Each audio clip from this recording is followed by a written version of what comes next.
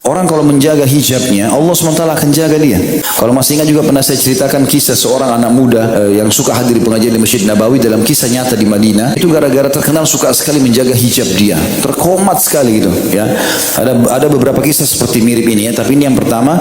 Itu sampai akhirnya dia pulang dari Masjid Nabawi, orang tuanya biasanya kakak atau orang tuanya jemput, sekarang tidak bisa, maka dia terpaksa naik taksi. Dengan hikmah Allah SWT, padahal dia pakai cadar tertutup.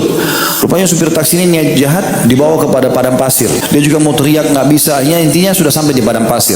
Lalu dia berdoa kepada Allah SWT. Saya mengatakan, ya Allah, Engkau tahu aku sudah menjaga hijabku ini agar aku bisa menjaga kemuliaan, tidak disentuh kecuali oleh suamiku. Dan laki-laki ini niat jahat. Dikunci semua pintu di padang pasir. Dia sudah niat untuk menyerang si perempuan ini.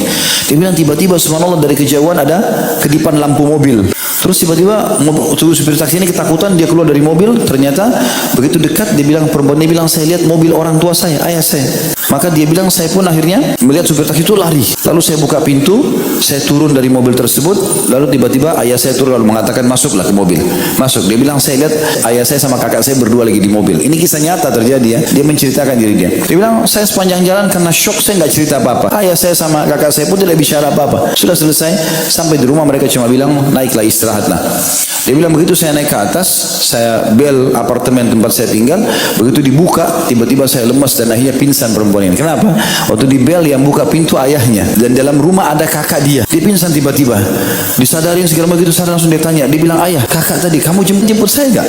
Enggak, kami enggak pernah jemput. Tadi kan sudah kami bilang, kami enggak bisa jemput. Kami pikir kamu naik taksi. Mulai dia cerita kisahnya. Jadi subhanallah, Allah datangkan pertolongan seperti kakak dan ayahnya yang datang jemput dia dan selamatkan dia. Kuasa Allah SWT.